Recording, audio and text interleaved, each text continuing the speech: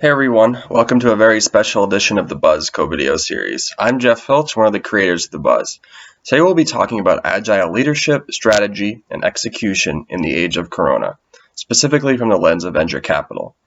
Now, born in the early 2000s out of the Agile Manifesto, agile processes have become the gold standard in software development, driven by the main pillars of customer collaboration and the ability to quickly respond to change while empowering those closest to the customer to make decisions.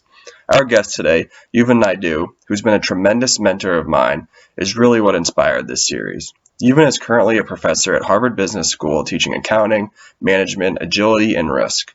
He has also taught VC and PE courses in South Africa and at Oxford University through the lens of investing in emerging markets. Previously, Euvin was selected by Forbes as one of the African continent's top 10 most powerful and influential men of his generation. He has engaged as a business executive within financial services in both the US and Africa, and has held leadership roles at Thomson Reuters, BCG, Barclays, and the list just goes on. Professor Naidoo has been at the forefront of how agile processes can and should be used in organizations outside of just software development. Today we'll talk about his newly minted article, 7 Successful Battle Strategies to Beat COVID-19, how this relates to the idea of running an agile organization, and most importantly, how this plays a role in venture capital. Thanks for being here today, Euvs. How are we doing? Doing great, Jeff. Pleasure to be here. Yeah, great. So I figured we'd start off just going high level into what kind of agile processes are, just to kind of get the listeners a good framework going into the rest of this. So the word agile and agility is often one of the most commonly used words at the moment in business. You'd be loath to find any leader or chief executive that says, I don't want to be agile, particularly in the context of the challenges we are facing now, which are really leadership moments for organizations to be more responsive to staff members, more responsive to customers, to be able to deal in real time with the challenges that come forward. The origins of agility can be traced back to many movements. Some dated back several centuries to even the scientific method that was originated by scientists like Bacon and others. But let's bring it back to reality. There's lots of articles that one can research. 2001 was really a transformational moment when the Agile Manifesto, the so-called manifesto, was signed by veterans and leaders in the software world at that time. You know, folks that pioneered extreme programming and other methodologies got together in Snowbird, Utah. And many of them said, we're going to simplify processes. And they came up with several principles. For example, putting customers first and collaboration first instead of heavy paperwork and documentation. Many things that we take for granted now came out of that. In its essence, what agility is meant to do is really to bring an organization closer to the customer, unlock the power of teams at the coalface, and really it's a form of communication and a form of organization that allows an organization to respond fast. Yeah, so I mean that makes a lot of sense, and you touched on how it was initially in software development, and over since 20 years since it's happened, it's really kind of evolved and moved into organizations, as you alluded to in your recent article. Can you maybe touch on that, and then how it's maybe moved into the VC world as well? Absolutely. In January this year, 2020. Very privileged, together with a colleague at the Harvard Business School, we co-led the first Agile Immersion short intensive program, as we like to call them, here at the school, that brought together leaders from across the globe. And in many ways, the DNA of that gathering was to start unpacking, what are the questions that are being faced by organizations that are facing the traditional challenges, increased competition in terms of tackling their core business. If you're a bank, if you're a telco, if you're a retailer, digital natives coming on board. And the venture capital world has been part and parcel of that ecosystem of really supporting, in many instances, challenges to the current ecosystem. And probably previously are the seeds and DNA of the current incumbents. Many of them came from the VC world. The article released in the last few weeks was 7 military strategies from the agile world to address winning the war against COVID-19. And really, that was a summary of the learnings coming out of this short intensive program that we launched in January.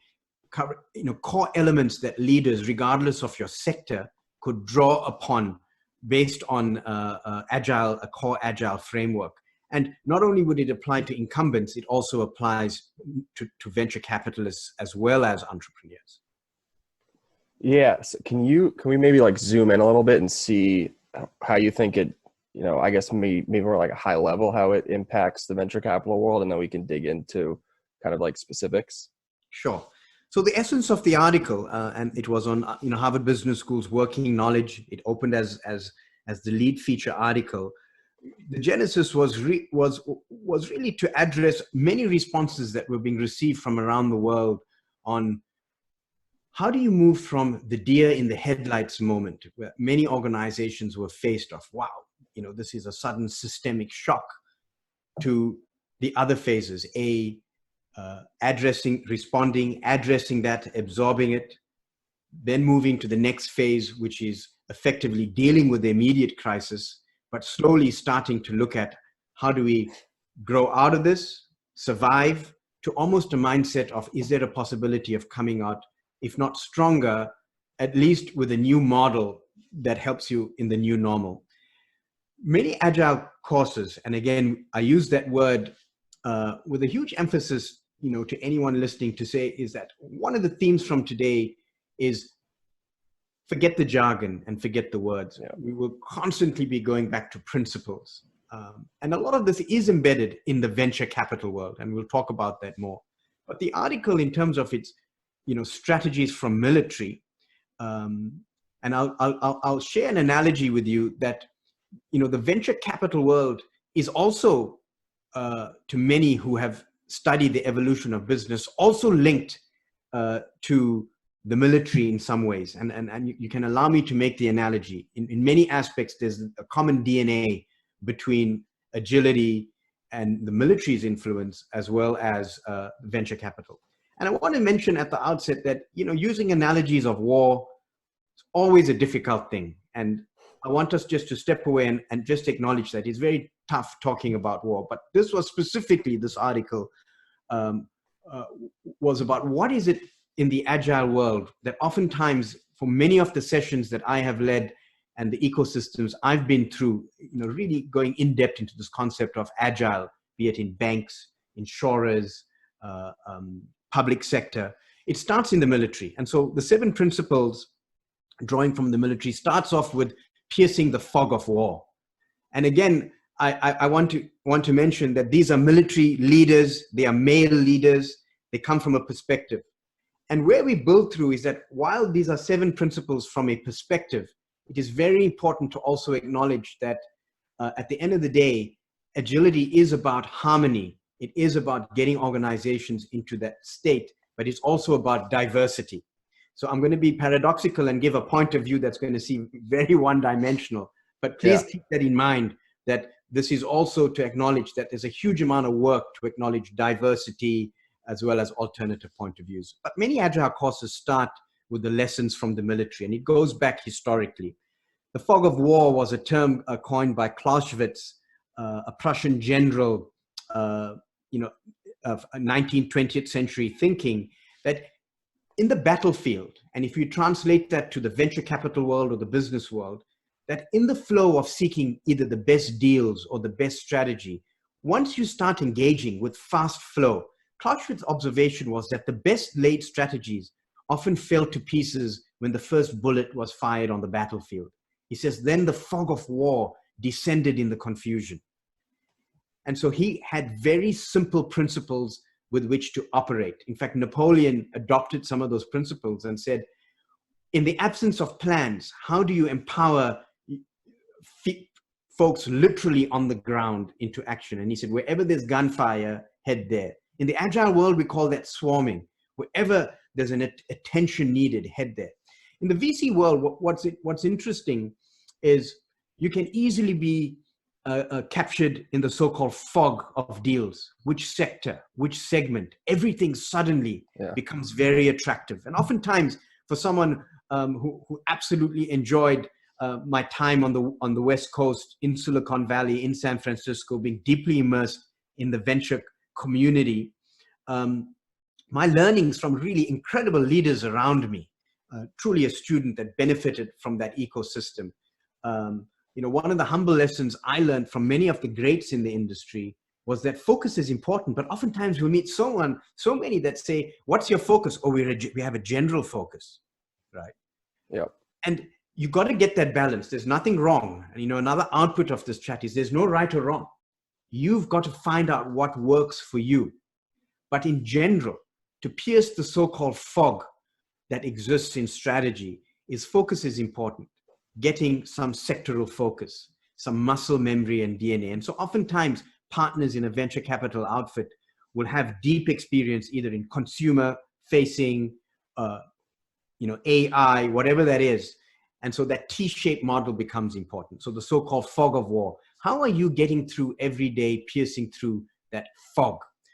The other principle that came out was, and again, this comes out in a number of the sessions we lead, to large corporations, to venture capitalists, on principles from Agile that can be applied in your everyday world, is the story of Miyamoto Musashi, the greatest of Japanese samurai, undefeated in in several hundred encounters. And his contribution was, he was the first to introduce two swords into battle.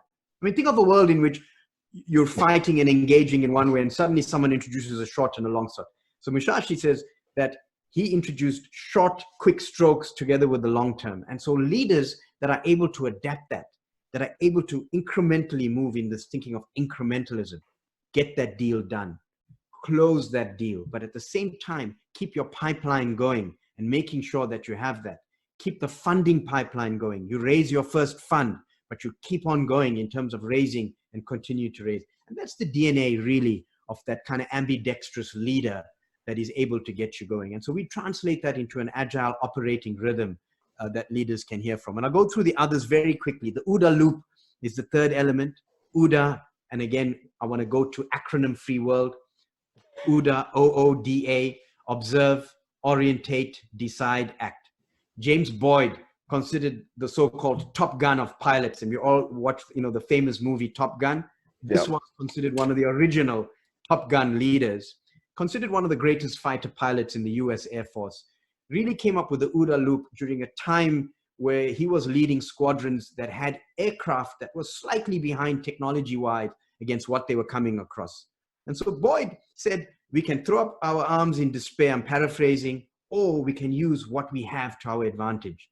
And his advantage was he inculcated this operating rhythm that in every encounter, it could be in a minute, 2 encounters, because it's so fast in fighter planes.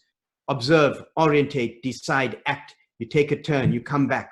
And that OODA loop becomes really important. I think as LPs, you want to see the evidence of the OODA loop, the operating rhythm, as an LP in the VCs you invest in. More particularly, as a VC, you are facing entrepreneurs, usually brilliant founders. If you early stage, right? You're taking a role in being a mentor, a supporter, a guide to an early stage founder who absolutely, he or she may be absolutely brilliant in the technology. But how do you help, particularly if they're a first-time founder, help get that OODA loop in place, which is very much needed across a multitude of things, and particularly when you have scarce resources, this goal of getting that. And so that's Boyd's great contribution. Just a point on that, Jeff, is that Amazon, as an example, together with Google, both of course emerged as startups, original investors. Yeah. The famous story of Larry Page and Sergey Brin meeting their first investors. I mean, think of that moment. You as an investor, you come across a once-in-a-lifetime opportunity of really great entrepreneurs. And years ago, I was very fortunate to do an opening TED Talk, at the invite of Chris Anderson. And Larry Page was there. In fact, in the evening, before I went up on stage, I was sitting next to Larry. And post the speech, He said, please, can we spend some time together? And this was a while back, and he was just thinking of the strategy for Africa, and ended up spending a huge chunk of time alone with Paige. Incredible conversation, right? I put up a map of Africa at night in that TED speech, and Paige shared with me, he said, I also have a map project. And he shared with me the Google map of all searches taking place. To me, it was a magical, magical evening. And the pace of questions was absolutely incredible. But once you start understanding and engaging an entrepreneur and a leader like Paige, that energy, that constant rhythm of learning something new, you come across that very rarely, right? Sure. And that ability to take that idea and to grow. And part of that is that constant operating pattern that for him, even though it was 2008, around that period of time, and the company was established, that hunger, that drive. I love that in entrepreneurs, that when you see that ingredient X, but can you match that ingredient X with the discipline of the OODA loop? And I think organizations like Google and Amazon epitomize vision with discipline. If you look at Amazon as an example, they release new code supposedly now less than once every 10 seconds. Wow. Right? That means they have a central nervous system of leaders who are in touch with customers, that can feed back customer needs, are able to translate that into a backlog and a value proposition that moves from the field, idea, implementation, execution, and out there. And of course, that takes a longer period of time, but that runway results in an end product happening. So if you're an incumbent, a big brass retailer, you're not just competing with the value proposition of, oh, we are going online and have a marketplace. You're actually competing with the DNA of an agile entity, an operating rhythm that is so advanced that it's built in. And this is the power of agility, right? So the OODA loop is the epitome of that. I would say that Bezos's OODA loop, and he'll call it something else, is incredible and is a competitive advantage. The other elements, very quickly, are cross-functional teams. Again, another leader, Stan McChrystal, who was, one of the commanders in the Middle East, famously wrote in his book, Team of Teams, about moving from a hierarchical organization to the so-called team of teams. Small, nimble teams that had what we would call a minimal viable bureaucracy or expertise level that could get things done in the field. Quick example, they would find a laptop out in the field. In the old days, they would have to send it back to headquarters in Washington from the field on a Hercules aircraft. By the time that intelligence returned, McChrystal realized that the whole terrain had changed. What they found and had changed significantly. So he said, wait a minute, we need to interpret this in real time. And again, who are the entrepreneurs that are able to do that real time with their teams to convert from what's happening, at the coalface coming down? The last three is Jeff Euvs, I think this now's probably a good time to just take a quick pause and recap what we've talked about so far and set the frame for the rest of the discussion. So initially, what stood out to me, we really talked about is just a limit. Kind of, a lot of these companies have this deer in headlights moment when COVID happens, and a lot of it is about kind of just identifying that happens, and really boiling it down to simple things just to get stuff done to be able to move forward. Then we sort of talked about piercing the fog, which really stood out to me around, deal flow specifically within VC organizations, where you can kind of get overwhelmed by all the different possibilities, especially now. Think about like how healthcare can be disrupted and all these different other places. So being able to really identify, a special area that you have a superpower in, if you will, to really be able to hone in and make quick decisions. So we've talked a lot about like internal processes. I think it would be great to maybe get your perspective on external things, whether that's deals, whether that's portfolio support, or just looking for companies that might actually have Agile implemented already as part of your deal sourcing funnel. It's a great segue, Jeff. Thank you for that. And you raised something quite important. this concept of bringing in this DNA and muscle memory into the VC function, particularly if you're a smaller venture capital fund, right? Could be $100 million fund. Part of it is, how do you get the throughput of being able to see a significant amount of volume of deals? And there could be lessons. And part of the lesson pool is to draw from the world of agility, which is a very big focus on how do deals actually flow through your organization. And we spoke a bit about that in the last discussion. But I sincerely believe that there's an element, particularly as a venture capitalist, as the old adage goes, is that you're not just supplying capital and investment and seed capital. You're also there to share, guide, and truly partner with the founder. Because what a privilege it is to really have a meeting of minds to grow a business that hopefully can either support change, but really support the evolution of the marketplace. And what are entrepreneurs typically faced with at a seed stage? Resources are always a challenge, not just capital, right? But time, the ability to focus, particularly if you're in the software world. And as we mentioned, agility is not just about software, but it is, it started its DNA there. That how do you focus and help a team get across the line? And many entrepreneurs are au fait with this, but to have a partner that has that common dialogue to say, okay, what is your operating rhythm? In the monthly meeting, quarterly meeting, the quarterly business review, in your OKRs that you're setting, your objectives and key results. And again, we're trying to remove all the jargon, but whatever process you are setting for goal setting, once you set the goals, your operating rhythm as an entrepreneur should be about getting things across the line. What's your definition of done? Workable product per deadlines that incrementally move you towards your goal. And that's the beauty of the venture capital methodology, working with entrepreneurs, right? It's working with incredibly talented people with scarce resources, and the utilization of those resources is absolutely critical. What you choose to do at that moment in time with your scarce resource can either lengthen the runway towards your viability, whatever that viability may be, number of eyeballs, number of users, break even in terms of cash flow, whatever it is that you choose, i.e. all of the above, whatever that is, shortening that runway becomes important. And essentially what some of these agile practices are, what a number of us are spending is from the smorgasbord, is about getting clear communication and an operating rhythm. And so what's some of those examples of things that you can take that came out of the original and current agile movement? So simple things. And again, there's no right or wrong here. Take what it is that you want to take out of this.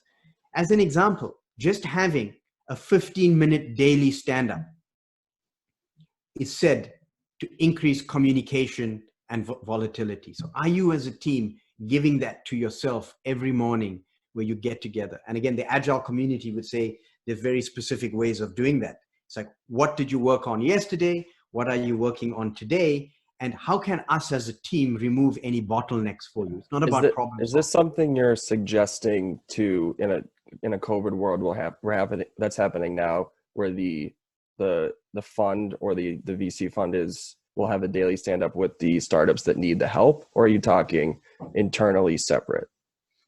I think that's a fantastic question. So a couple of observations. And again, I want to share that there is no right or wrong. Yeah. Different folks are effectively going about this differently. But from the leaders I've been engaging, what I've sensed that is being effective, and again, draw on these lessons. There's a menu of activities that are very well thought out in the so-called formal agile world that I think are valuable resources. Let's talk about the daily stand-up as an example and the concept of how a team is formed.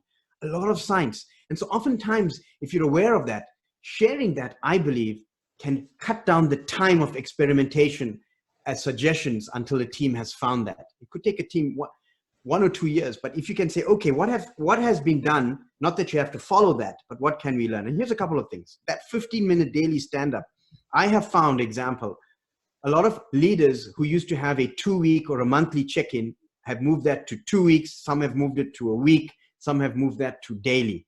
That rhythm, regardless of whether it's daily or weekly, I have seen it shrink and compress in this current crisis. And the question many leaders are asking is that, particularly if you're in the VC world with early stage entrepreneurs, every week traditionally is oftentimes a talent crisis, a cash flow, because it's the seed germinating, right? You need a new head of engineering. You need someone new to code. The market is fluid. People change. You need a short-term bridge. You've got a piece of research that can be very capital into, whatever that is. You're almost, obviously nothing like what we faced in COVID. Right. But again, the lessons of this exist. And so part of it is whatever that operating rhythm, what you describe between venture capital and the actual organization is that in the agile world, the language we'd use is that the VC typically tend to be what we would call a product owner or an investor at the high level. They're not necessarily involved in the day-to-day running. So you would have an operating rhythm of what that check-in is as a founder. But for your daily team, which is getting things done, be careful of, if you are still checking in once a week, and maybe that works for you, is that would your team benefit? Because daily stand-ups aren't about Big Brother asking for a report back. It really is about how you can be supporting your team. What are your barriers? What are your impediments? And the 15 minutes, originally founded, it has come up as a rule of thumb, is why is it 15 minutes? It's because it's not meant to say, oh, okay, let's solve that coding problem or let's solve that customer journey. It's about a check-in to say, okay, now that we've done that, how can we take this further? No right or wrong. There's another adage I just wanted to share quickly as an example of what's the ideal team size in a fast-moving team. And again, you got to decide, but some of the research shows that 4 to 9 with 5 or 6 seems to be where teams have maximum velocity. That the moment you get to, let's say, a team of 50 and you're trying to solve something, the points of communication between 50 people connecting to each 50 increases the slowness of feedback loops. Yeah. So many teams seem to settle around 6 to 9 being the optimal. Again, no right or wrong, but how that is active in an entrepreneur's thinking, in a VC helping an entrepreneur to say, hey, your core team, how do you do that? Are things that can, what we say, accelerate or shorten the runway to get things done. And there are a number of other practices.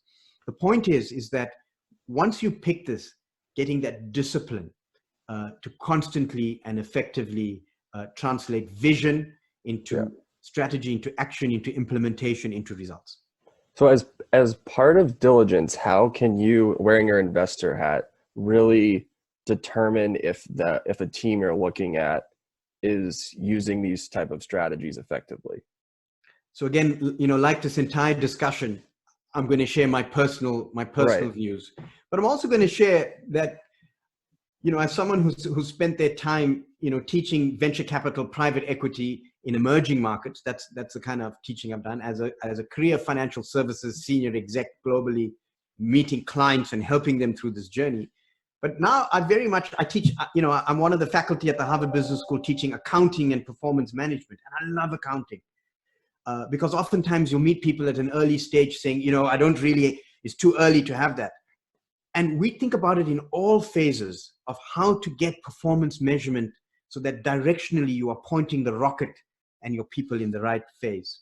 And what are some of the symptoms and traits that you can tell? Again, many are going to have a lot of experience in this, but I'll share some personal anecdotes of how I marry the numbers together with people. Because at early stage, ultimately, the old cliche is that a lot of it is based on your investing and choosing and betting on the so-called jockey as opposed to the horse. Yeah. But you can translate that really into a deeper level.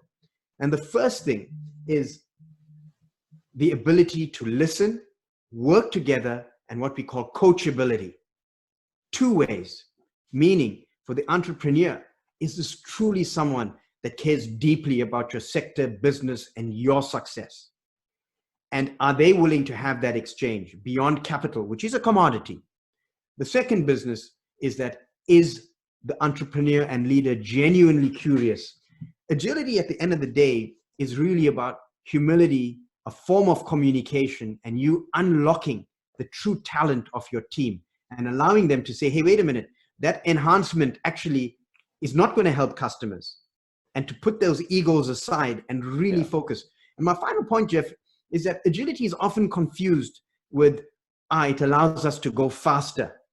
You hear a lot of people, even who have been doing this a while, will say, we want to go faster. The illusion of getting things done, so-called sooner, isn't about going faster. It is, but it isn't. It's because you are doing less. You have removed the noise and the waste. So what you're doing is absolutely critical, right? Yeah. Again, I remember the conversation where Paige was so excited, where he's like, maps are also my hobby, and he was sharing the early days, some insights. It needs critical focus to translate that idea into the set of just the right steps to get the traction, to work your way through that. Yeah. Because having a great idea, there are many great ideas, but having a partner that can work together to nurture that is really the art and skill of business. So you, as particularly an entrepreneur, should be also aware of that, my opinion, they should be aware that perhaps an LP in a VC, if you are the VC raising funds, a VC, an entrepreneur who's seeking funds, this is the ecosystem, right? LP into VC, VC supporting entrepreneur, is for the entrepreneur's EQ to say, how can I become a learning entity, and really see the LP that sends the signals to say, I'm willing to learn, co-create, and have that. And part of it is that agility is about transparency, that everything is visible in terms of what the flow is, what's going to be done, but critically, the decision of saying, these are the things. In a crisis, take COVID-19, which is really a human crisis, a leadership challenge that our generation is facing. What you choose to focus on from an endless list of priorities has a huge impact. Bishop Desmond Tutu, I mentioned in the article, says a crisis is a moment that, and I'm paraphrasing, it's always a challenging moment, but it's also a moment to choose well or to choose badly. Yeah, no, I mean, that's a great point. And, we only have a few minutes here left, but so far we've talked about, eliminating jargon and just being able to be nimble and get what you need to get done. And as an entrepreneur dealing with this sort of situation, like there's an endless list of things. So and agility isn't about doing things quicker, is what really just stood out to me there. It's about doing what's important and managing to do that with scarce resources. So as we sort of wind down here, are there any key takeaways or other final thoughts you have? So first of all, just always such a huge pleasure and privilege to speak to you, and absolutely love the exciting work you are doing of sharing and spreading ideas. So congrats on that. And I want to just share with you that there is no right or wrong answer.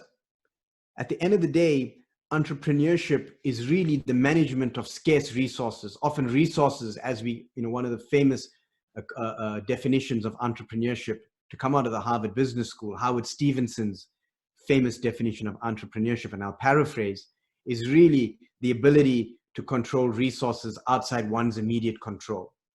And that takes a very distinct form of leadership. So for every successful organization, Google, Amazon, Salesforce, Mark Benioff, great entrepreneurs, determined with focus, there are thousands we don't read about that fell through the so-called chasm. They never made it up the curve, right?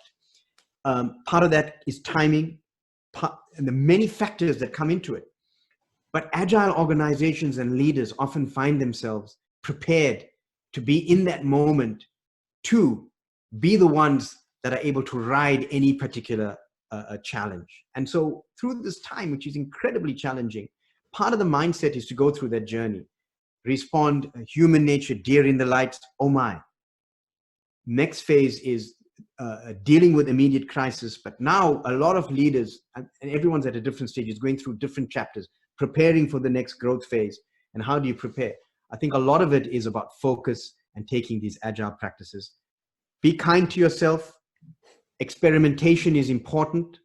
failing fast and learning smartly is going to be important. But again, that agile loop, that iterative loop allows you to fail fast. And I would say be kind to yourself, be kind to the people in your organization helping you on your entrepreneurial journey. And if you're in VC as well, it is all about the mindset of getting things done and what are the tools that can help you. There's no right or wrong. Draw from the different knowledge, and we're all learning continuously. I feel very fortunate to spend a deep foot with some of the greatest minds in business that I learned from in an institution as a practitioner, but also a foot in the agile world, but a foot in the venture capital world.